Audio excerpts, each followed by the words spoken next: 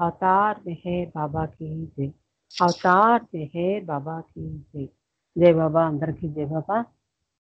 ఈరోజు బాబా 1958 సంవత్సరంలోని ఫిబ్రవరి 24వ తేదీన మెహరాబాద్లో జరిగిన సహవాసులో బాబా నా వాంఛితము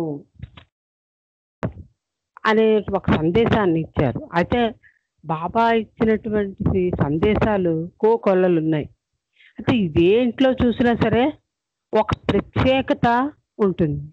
అయితే ఇక్కడ బాబా నా వాంఛితము అనేటువంటి ఈ సందేశంలో బాబాకి వాంఛితం ఏంటి అని ఒక డౌట్ రావచ్చు.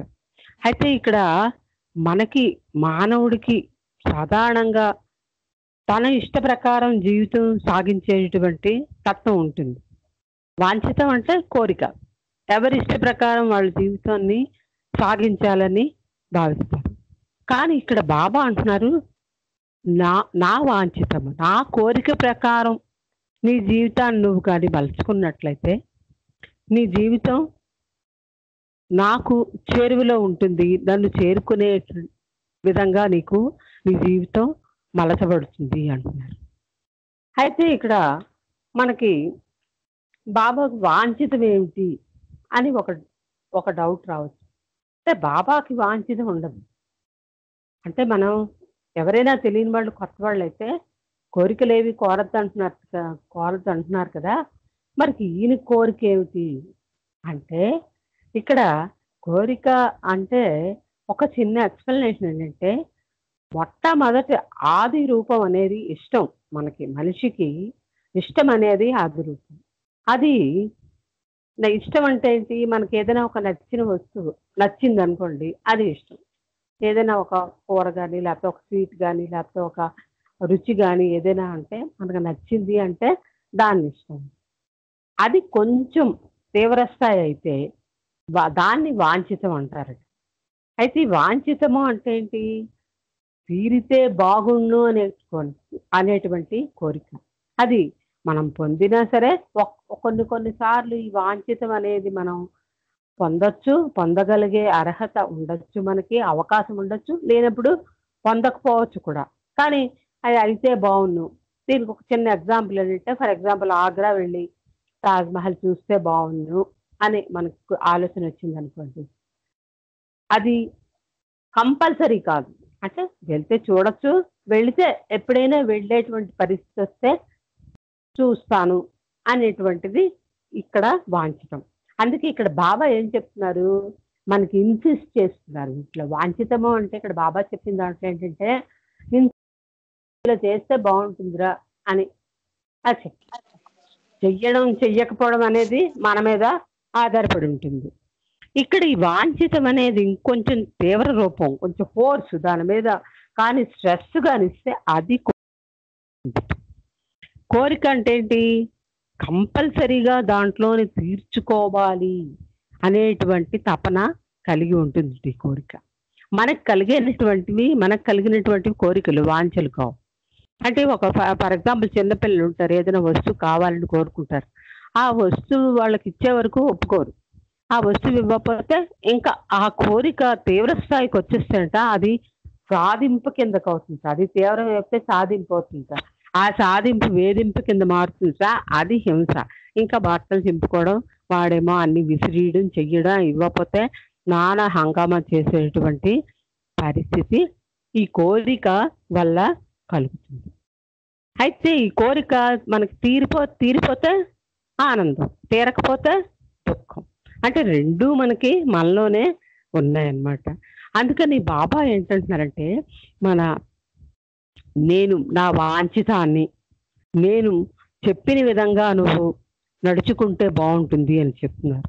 అంటే మనం ఏం చేస్తున్నాము, ఒక బాబా ప్రేమికులుగా బాబా తాలూకా చెప్పినటువంటి బాబా విషయాలన్నీ కూడా, బాబా మనకి ఇచ్చినటువంటి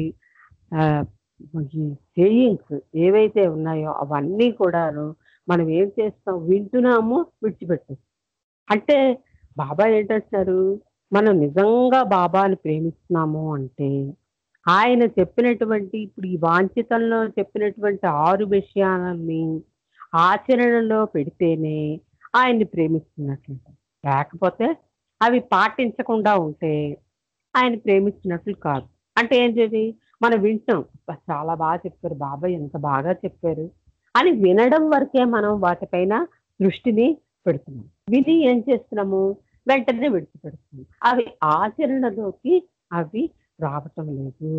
ఎప్పుడైతే అవి ఆచరణలోకొస్తాయో అప్పుడు మనం బాబాని ప్రేమించినట్లవుతుంది. మండలి వాళ్ళకి, మనకి అదే తేడా. మండలి వాళ్ళు ఏం చేశారు? బాబా చెప్పినటువంటి ప్రతి ఆహ్, ఆహ్, ఇన్స్ ఆయన ఇచ్చినటువంటి ఆదేశాలన్నీ కూడా తూచా తప్పకుండా అది కష్టమైనా, నష్టమైనా ఆచరించి చూపించారు మనకి. అది అందుకే వాళ్ళు బాబాని ప్రేమించిన వాళ్ళుగా అయ్యారు. మనం ప్రేమికులం అని అనుకుంటున్నాం కానీ నిజానికి మనం బాబాని ప్రేమించటం లేదు. ఎందుకంటే బాబా చెప్పింది ఏ ఒక్కటి కూడా పాటించలేనటువంటి పరిస్థితిలో మన జీవితాలు ఉన్నాయి. పాటించాలని ప్రయత్నంలోనే ఉన్నాను తప్పించి ఏవి కూడా మనం పా పాటించలేకపోతున్నాం. అయితే ఇక్కడ బాబా అంటున్నారు, నా ప్రేమికుల నుండి నేను ఏమిటి కోరుకుంటున్నాను? పావు కల్చరీ ఉండేవారు. పావు కల్చరీ ఏంటంటే మనకి 2 ఉన్నాయి. Everything and nothing, nothing and everything 2 ఉన్నాయి. దీంట్లోనే ఎవ్రీథింగ్ అండ్ నథింగ్ అనేది బాబా రాశారు. ఈ నథింగ్ అండ్ ఎవ్రీథింగ్ బావు కల్చరీని రాయమన్నట్ట. బాబా ఏకాంతవాసంలో ఉండేటప్పుడు ఒక చిన్న జోపిడీలో కూర్చొని దాంట్లో ఎవరిని అలో చేసేవారు కాదట. ఒక బావు కల్చరీని ఒక్కడినే కూర్చోపెట్టి నేను నువ్వు రాయి అని ఆయన ఇన్సిస్ట్ చేసి బాబా ఏమో చెప్తూ ఉండేవారట. ఎంత ఫాస్ట్‌గా చెప్పేవారో చెప్పలేము. బావు కల్చరీ వాటిని ఒక షార్ట్ హ్యాండ్‌లా రాసుకునేవారట. అర్థం కాదు. మధ్య మధ్యలో ఏమన్నా అడిగితే "నువ్వు మాట్లాడకు మధ్యలో.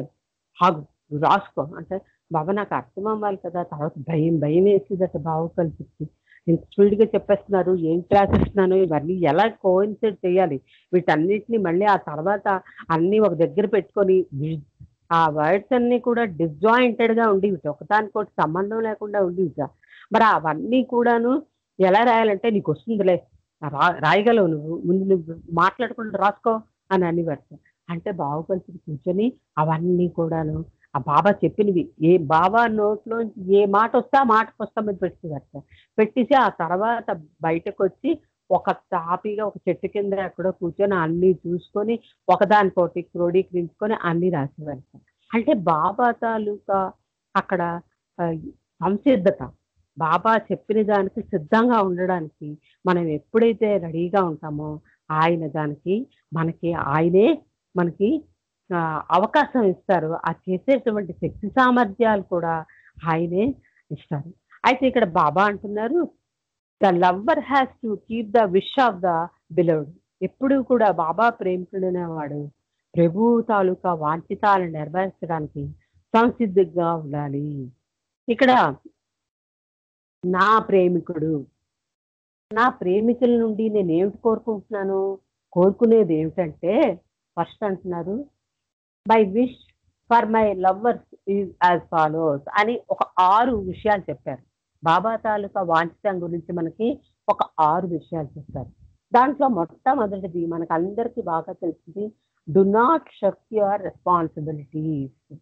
Do not shirk your responsibilities అంటే మీ బాధ్యతల నుండి మీకు తప్పించుకోవద్దు. భౌతికంగా మనకి ఇవన్నీ భౌతికంగా బాబా మనకిచ్చినవే. అయితే ఈ భౌతికంగా మనకి ఒక మానవుడిగా పుట్టిన తర్వాత, పుట్టిన దగ్గర నుంచి మనం ఈ జన్మ చాలించే వరకు కూడా మనకేంటి కుటుంబం, భార్య, పిల్లలు, తల్లి, తండ్రి, అన్నదమ్ములు, అక్క చెల్లెళ్ళు ఇటువంటి కుటుంబ బాధ్యతలు మనకి ఉంటాయి. తర్వాత ఉద్యోగం, ఉద్యోగ బాధ్యతలు, సమాజం పట్ల బాధ్యత, ప్రకృతి పట్ల బాధ్యత. ఒక మనిషిగా మనకి పర్సనల్‌గా మనకి కుటుంబ బాధ్యతలు. తర్వాత మనం ఎలాగో ఏదో ఒక పని చెయ్యాలి. పని చేసి డబ్బు సంపాదించాలి. డబ్బొస్తేనే మనం తినగలం, ఉండగలం కాబట్టి ఉద్యోగ బాధ్యత. సమాజం పట్ల బాధ్యత. సమాజంలోని ఎలా మెలగాలి? ఇతర వ్యక్తులతో ఎలా ఉండాలి? సమాజంలోని ఒక మంచి పేరు ప్రఖ్యాతులు అంటే మన తాలూకా ఇంపాక్ట్ సమాజం మీద కూడా పడుతుంది. అలా సమాజం పట్ల ప్రకృతి మీద కూడా ఇది ఇప్పుడు ఇవాళ రేపు రోజుల్లో ప్రకృతి పట్ల బాధ్యత కూడా మనకుంది ఒక మనిషిగా. అంటే చెట్లను సంరక్షించడం, వాతావరణాన్ని పరిరక్షించడం, తర్వాత ఎక్కడ చెత్త చెదారం లేకుండా ఇవన్నీ చేయడం ప్రకృతి పట్ల కూడా మనకి జంతువులు, ప్రకృతి అంటే జంతువులు, నీరు, గాలి ఇవన్నీ వీటన్నిటిని పరిశుభ్రంగా ఉంచవలసిన బాధ్యత మన మీదే ఉన్నది. సో ఒక మనిషిగా మనకి బాధ్యతలన్నీ కూడా మనకి ఇచ్చారు. ఈ బాధ్యతలన్నీ కూడా మనం తప్పించుకోవద్దు అని చెప్తున్నారు. ఇవి భౌతికంగా మనకి ఇచ్చేటువంటి ఒక బాధ్యతలు. నెక్స్ట్ సెకండ్ దానికొస్తే అంటే వీటన్నిటిలో కూడా అంటే మొదటి చెప్పిన దాంట్లో నాట్ యువర్ రెస్పాన్సిబిలిటీస్ లోని ఇవన్నీ కూడా సక్రమంగా మనం వాటిని నిర్వర్తించాలి. బాధ్యత ఉంటుంది. ఫర్ ఎగ్జాంపుల్ ఒక కుటుంబ పెద్ద ఉన్నాడు అనుకోండి. ఆ కుటుంబ పెద్ద ఇంట్లో అందరినీ కూడా ఒక ఒక పద్ధతిలో ఉంచి తను ముందు పద్ధతిగా ఉంటేనే ఇంట్లో అందరూ కూడా ఆయనకి గౌరవం మర్యాద ఇస్తారు. ఇంట్లో కుటుంబ సభ్యులందరూ కూడా సక్రమంగా ఉంటారు. అలాగే ఒక ఉద్యోగం చేసేటప్పుడు ఒక ఆఫీసర్ సరిగా ఉన్నాడు అనుకోండి. ఆ ఆఫీసర్ సరిగా ఉంటేనే మిగిలిన ఇంట్లో వాళ్ళందరూ కూడా ఆ ఆఫీసులో ఉండే మిగిలిన ఉద్యోగస్తులందరూ కూడా సరిగా వర్క్ చేస్తారు, పని చేస్తారు. ఆ ఆఫీసర్ సరిగా లేకపోతే పని చెయ్యరు. ఇలాగా మనకి ప్రతిదీ చూసుకుంటే మనకి ఈ ఈ మొట్టమొదటిది ఈ రెస్పాన్సిబిలిటీ అనేది మనకి సక్రమంగా ఉండాలి అని చెప్తున్నారు. రెండోది ఏంటంటే attend faithfully to your worldly duties but keep always in the back of your mind that all this is babas. రెండోది ఏం చెప్తున్నారంటే మనకి ఏదైతే ఈ వరల్డ్లీ డ్యూటీస్ ఇప్పుడు ఈ 4 కూడా ప్రాపంచిక బాధ్యతల్లోకే వస్తాయి. పైన చెప్పిన 4 కూడా ఇవన్నీ కూడా మనకి ఈ బాధ్యతలన్నీ కూడా మనం సక్రమంగా నిర్వర్తిస్తూ మనం చేస్తున్నామనే భావన లేకుండా మనం ఈ చేస్తున్నవన్నీ కూడా మన చేత బాబావే చేయిస్తున్నాడు, భగవంతుడే నన్ను నడిపిస్తున్నాడు అనేటువంటి మనకి ఒక ఆ భావన అనేది మనకు ఉండాలి. ఒక రాజు ఉన్నాడు, ఒక దేశపు రాజు ఉన్నాడు అనుకోండి. ఆ రాజు తాలూకు బాధ్యత ఏంటి? తన ప్రజలందరినీ రక్షించాలి, ప్రజలందరినీ పోషించాలి, ప్రజలందరూ సుఖంగా ఉండేటట్టు చూడాలి. ఒకవేళ ఆ ప్రజలకు ఏదైనా ఇబ్బంది కలిగింది అనుకోండి, ఒక శత్రు రాజ్యాలు వచ్చి ప్రజలందరినీ కూడా దండెత్తి వస్తున్నాడు అనుకోండి, అప్పుడు అవతల వాడిని శిక్షించైనా సరే తన తాలూకా దేశ ప్రజల్ని రక్షించేటువంటి బాధ్యత ఆ రాజు మీద ఉంటుంది. మనకి భారత యుద్ధంలో అర్జునుడు ఉన్నాడు. అర్జునుడు ఏం చేశాడు? తన తాలూకా కృష్ణుడు అదే కదా చెప్తాడు. అర్జునుడు యుద్ధానికి వచ్చాడు. యుద్ధానికి వచ్చి ఆ యుద్ధంలోని తన తాలూకా తాతలు, తండ్రులు, అన్నదమ్ములు, బావలు అందరూ బంధువర్గం అంతటిని యుద్ధంలో చూసి జడిసిపోయి ఇదేంటి వీళ్ళందరినీ నేను చంపాలా అని చెప్పి భయపడిపోయి ఆ బాణాన్ని కిందన పడేసి నేను మరి యుద్ధం చేయలేదని వెళ్ళిపోయాడు. ఆ కింద పడేటువంటి బాణాన్ని మళ్ళీ తన చేతిలోకి తీసుకొని యుద్ధం చేయడానికంట భగవద్గీత అంతా వచ్చింది. అంత భగవద్గీత చెప్పవలసిన అవసరం వచ్చింది కృష్ణుడికి. అంటే అక్కడ తన రెస్పాన్సిబిలిటీ ఏంటి? ఒక రాజుగా తనకి ఎవరైతే తన శత్రువులు ఉన్నారో వాళ్ళని సంరక్షించాలి, వాళ్ళని హతమార్చాలి. హతమార్చి అక్కడ ధర్మాన్ని రక్షించవలసిన బాధ్యత అర్జునుడి చేతిలో ఉంది. అదే కృష్ణుడు భగవద్గీత ద్వారా చెప్పి ఇదంతా నువ్వేం చేయటం లేదు అని చెప్పాడు. నువ్వు చేసినావు అని అనుకుంటున్నావా? చంపేది నేనే, చంపబడేది నేనే, నువ్వేం చెయ్యట్లేదు, నీ చేతిలో ఏం లేదు అని చెప్పి అర్జునుడికి ఆ విషయాన్ని అంత చక్కగా కృష్ణుడు చెప్పి మళ్ళీ యుద్ధంలో పంపించి ఆ ధర్మాన్ని రక్షించేదట. యుద్ధం కాదు, అక్కడ చనిపోయిన వాళ్ళు అందరూ ఎవరు? అధర్మపరులు. అధర్మాన్ని దాన్ని చంపి నాశనం చేసి ధర్మాన్ని రక్షించారు. అందుకని మనకి ఏవైతే ఈ పైన ఇవ్వవలసిన బాధ్యతలు ఉన్నాయో, కుటుంబం, ఉద్యోగం, సమాజం, ప్రకృతి, మనకి ఏవైతే ఆ బాధ్యతలు ఇవ్వబడ్డాయో, ఒక మానవుడిగా మనకి ఇవ్వాల్సిన బాధ్యతలు ఉన్నాయో అవి సక్రమంగా నిర్వర్తిస్తూ, వాటి వెనకాతల ఇవన్నీ మనం చెయ్యటం లేదు, భగవంతుడే నా చేతి చేయిస్తున్నాడు, బాబావే నా చేతి ఇవన్నీ చేయిస్తున్నారు అనేటువంటి భావనని మనం కలిగి ఉండాలి అని చెప్తున్నాం. ఇంకా థర్డ్ పాయింట్కి వస్తే బాబా అంటున్నారు, when you feel happy think Baba wants me to be happy, when you suffer think Baba wants me to suffer. ఇంకా ఈ మనం ఏదైతే ఇవన్నీ చేస్తామో, ఎప్పుడైతే ఈ బాధ్యతల్లో ఉంటామో ఆటోమేటికల్లీ మనకి కష్ట నష్టాలు వస్తాయి జీవితంలోనే. జీవితం సంతోషం, దుఃఖం, బాధ లేకుండా ఉండదు కదా. జీవితంలో సంతోషం వస్తుంది, బాధ ఉంటుంది, ఈ ఈ సుఖం ఉంటుంది. ఎంత అవసరమో అంత బాధ కూడా అవసరమే అన్నారు బాబా. జీవితంలో సంతోషం ఎంత అవసరమో బాధ కూడా అంత అవసరమే. బాధ లేకపోతే నువ్వు సంతోషంగానే ఉంటే నువ్వు ఆధ్యాత్మిక పురోగతి నీకు లభించదు. నీకు ఎప్పుడైతే నీకు జీవితంలో బాధ అనేది ఉంటుందో అదే నేను ఆధ్యాత్మిక పదం వైపు నిన్ను తీసుకెళ్తుంది అని చెప్తున్నారు బాబా. కాబట్టి ఇప్పుడు బాబా ఒకసారి ఏం చేశారంటే, అంటే ఇక్కడ ఏం చెప్పారు, Baba wants me to be happy when you suffer things, Baba wants me to suffer. నన్ను మనం ఎలా అనుకోవాలి, ఈ జీవితంలోని మన ఈ బాధ్యతలన్నీ నిర్వర్తించేటప్పుడు మన అందులోని హానెస్టీగా, ఒక నిజాయితీగా మనం ఈ బాధ్యతలు నిర్వర్తించినప్పుడు ఆటోమేటికల్లీ మనం we face so many difficulties and problems from other people in the society. వాళ్ళందరితో మనకు బాధలు వస్తూనే ఉంటాయి. కాబట్టి అప్పుడు ఆ బాధల్లో ఏంటి బాధలు అని అనుకోకుండా, ఆ బాధ కూడా బాబావే ఇచ్చారు, ఆనందం కూడా బాబావే ఇచ్చారు అని చెప్పి మనం భావించాలి.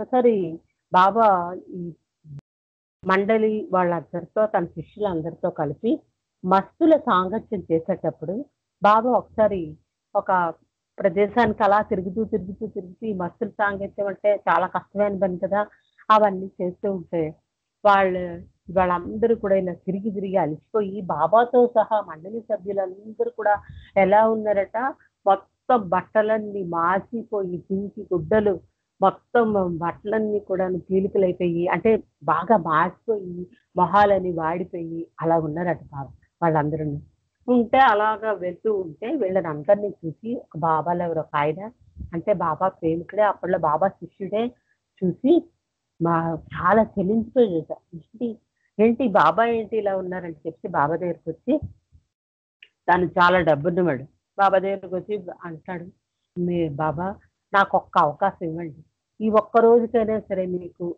కడుపు నిండా అన్నం పెట్టి మిమ్మల్ని సుఖంగా ఉంచేటువంటి అవకాశం నాకు ఇవ్వండి అని బాబాని అడిగాను. బాబాని అడిగితే బాబా ఏమొచ్చేసే, నువ్వు నాకు నేను చేసే కార్యక్రమంలో నువ్వు ఎట్టి పరిస్థితుల్లో అంతరాయం కలిగించడానికి వీల్లేదు, నువ్వు రావడానికి వీల్లేదు.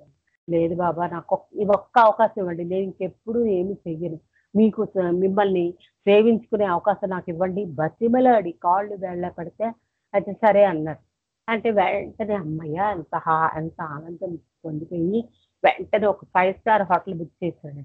5 స్టార్ హోటల్ బుక్ చేసి ఆ హోటల్లోని మొత్తం అన్ని ఏర్పాట్లు చేసి వాళ్ళకి విందు భోజనం అందరికి ఏర్పాటు చేసేస్తారు. వీళ్ళందరూ బాగా అలసిపోయి ఉన్నారు కదా, మండలి వాళ్ళందరూ వెళ్ళి అక్కడికి వెళ్ళి హాయిగా స్నానాలు అవి చేసుకొని భోజనం చేసి హాయిగా కడుపు నిండా భోజనం చేసి బాగా రెస్ట్ తీసుకొని ఆ రోజు సాయంత్రం బయటకు అలా వచ్చారండి. పెద్ద 5 స్టార్ హోటల్ కదా, మధ్యలో పెద్ద స్విమ్మింగ్ పూల్ కూడా ఉంది సార్. ఆ స్విమ్మింగ్ పూల్ దగ్గర వీళ్ళందరూ కూడా అలా చేరబడ్డారట. బాబా కూడా ఒక కుర్చీ వేస్తే కూర్చున్నారట. అంటే మన కోరిక అంటే ఎలా ఉంటుందో చూడు, ఇంత అవకాశం ఇస్తే అంతలా పెరిగిపోతుంటాయి అవి. అంతవరకు ఎక్కడ పెడితే అక్కడ రోడ్లు పక్కన, ఎక్కడ ఈ ఆశ్రమాలని, చెట్ల కింద ఏమి తినేవారో తెలీదు, ఎక్కడ పడుకునేవారో తెలీదు, అలా ఉండేవాళ్ళు. ఒక్కసారి కొంచెం సంతోషం అనేది రాగానే మనిషి తాలూకా మైండ్ ఎలా వర్క్ చేస్తుందో చూడండి. వీళ్ళందరూ కూడా, మిగిలిన వాళ్ళందరూ కూడాను అక్కడ స్విమ్మింగ్ పూల్ ఉంది, అందరూ దాంట్లో గెంతుతున్నారు, ఈదుతున్నారట. ఈదుతూ ఉంటే వాళ్ళకి అందరికీ అనిపించింది sir.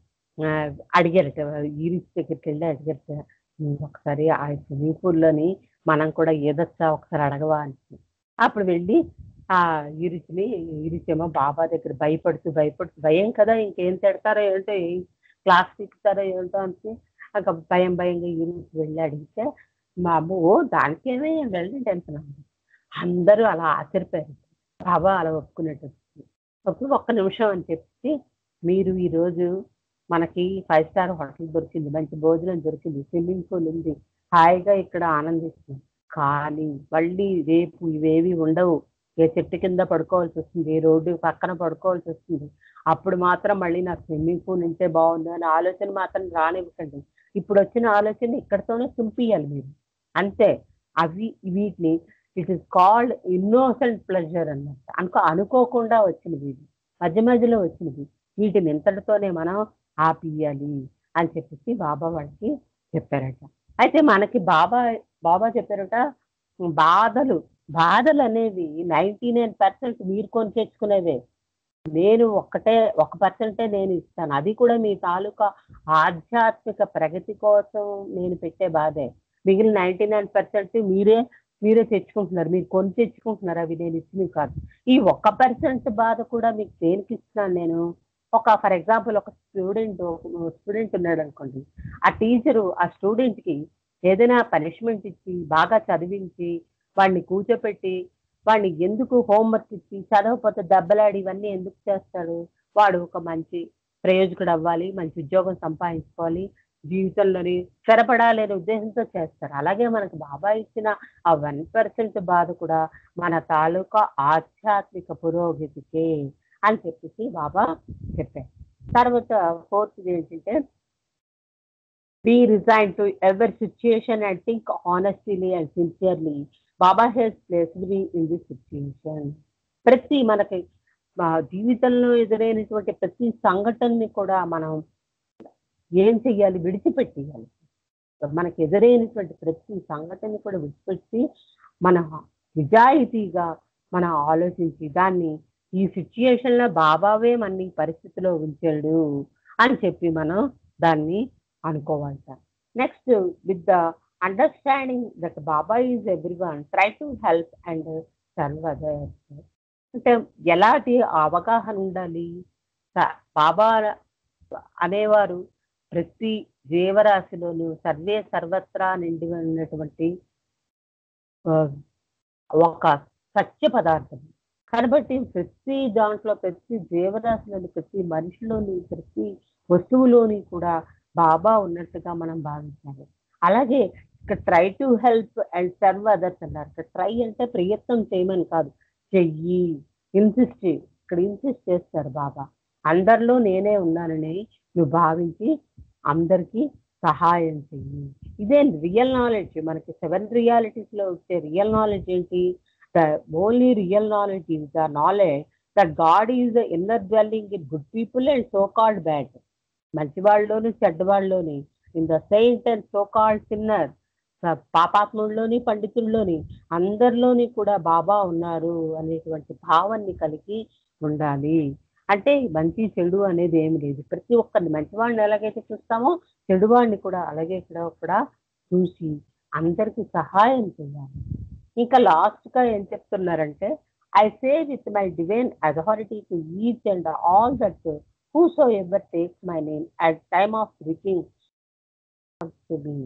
So do not forget to remember me in your last moment. Unless you start remembering me from now, it will be difficult to remember me when you are and approaches. You should start practicing from now on. Even if you take my name only once every day, you will not forget to remember me in your dying moments. మనకి 84,00,000 నిర్దేశింపబడి ఉన్నాయి. అయితే 84,00,000 జన్మల్లోని కూడా మనం ప్రతి జన్మలో ఈ కష్ట సుఖాలను అనుభవిస్తూ ఎప్పుడో అప్పుడు ఇవన్నీ కూడా ఎందుకు కొరగానివి, నాకు ఏంటి బాధలు, ఏంటి జీవితం అని మన జీవితం మీద విరక్తి అనేటువంటి కలిగి భగవంతుడిపై మక్కువ అనేది కలుగుతుంది. అయితే 84,00,000 జన్మల తర్వాత మనకి కలిగే మక్కువ బాబా నామాన్ని స్మరించడం వల్ల 5,00,000 జన్మల తర్వాతే మనకి లభించే అవకాశం ఉన్నది. అంటే మనం ఎలా చెయ్యాలి? నిరంతరం కూడా మన ప్రతి ప్రతి క్షణం కూడా బాబాని తలుచుకుంటూ ఉంటే మనకి చివరి క్షణాల్లో మనకి బాబా పేరు గుర్తొస్తుంది. ఎందుకు అలాగా?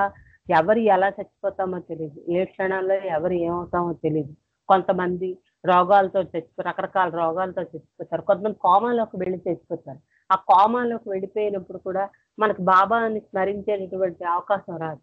ఇక ఈ ఇంకా మనకి భౌతిక జీవితంలో పూర్తిగా మునిగిపోయి ఉన్నప్పుడు మనకి ఆ అంతిమ ఘడియల్లోని మనకి ఉండేటువంటి భౌతికమైనటువంటి ఆలోచనలే బుర్రలోకి వస్తాయి తప్పించి బాబా నామం గుర్తురాదు. మనకి ఏది అలవాటుగా ఉంటే అదే బుర్రలోకి వస్తుంది. ఫర్ ఎగ్జాంపుల్ మనం రోజంతా ఏ దెయ్యం సినిమావో లేకపోతే ఏ క్రూయల్ పిక్చర్స్ ఏవో చూసామనుకోండి, పడుకునేటప్పుడు మనకు అవే కల్లోకి వస్తాయి. అలా కాకుండా రోజంతా పాటలు పాడుకొని, బాబా మాటలు మాట్లాడుకొని, పుస్తకాలు చదువుకొని పడుకున్నాం అనుకోండి, నిద్రలో కూడా మనకు అవే రోజంతా కూడా అవే రింగ్ అవుతుంటాయి. ఇదందరికీ మనందరికీ కూడా అనుభవమే మన జీవితంలో. కాబట్టి అలాగే జీవితంలో కూడా మనం ఏవైతే నిరంతరం చేస్తూ ఉంటామో, అంతిమ గడియల్లో కూడా అవే గుర్తుకొస్తాయి. కాబట్టి ఎవరైతే మనకి భగవద్గీతలో కూడా కృష్ణుడు ఏం చెప్పాడు? నా అంతిమ వాడు ఎలాంటి వాడైనా సరే, వాడి భౌతిక జీవితం ఎలాంటిదైనా సరే నాకు దాంతో సంబంధం లేదు. ఎవరైతే నా అంతిమ గడియల్లో నన్ను స్మరిస్తారో వాడు తప్పక నా దరి చేరుతాడు అని చెప్పాడు. కాబట్టి మనకి ఈ మనకి ఎంత పాపాత్ముడు, కిరాతకుడైనటువంటి ఆ వాల్మీకి రామ అనే పదంతోని రామాయణాన్ని రచించి ఒక పెద్ద ఆహ్, ముని అయిపోయాడు. కాబట్టి అలాగే మనకి ఈ ఈ అవతార యుగంలో బాబా మనకి ఇంకా మనకి డిస్కౌంట్ ఏంటి ఇచ్చారంటే 50% డిస్కౌంట్ బా అంటే చాలు. బా అంటే బాబా అయిపోతుంది. కాబట్టి మనం ఈ బాబా నామాన్ని నిరంతరం బాబా నామస్మరణ తప్పించి మనకి ఇంకోటి లేదు. బాబా నామస్మరణ చేస్తే నిరంతరం బాబా ఏ మెసేజ్ చెప్పినా చివరికి నా నామమే ఆహ్, మీకు శరణు. నా నామాన్ని చేసుకోండి. నా దగ్గరికి చేరుతారు అని చెప్పి బాబా మనకు చెప్పారు. ఇది ఇంకా ఎక్స్‌ప్లనేషన్ ఉంది. టైం మనకి సరిపోలేదు. Sorry for my late. 4 minutes లేట్‌గా తీసుకున్నాను. మరి జై బాబా. అవతార్ మెహర్ బాబా కీ జై. అవతార్ మెహర్ బాబా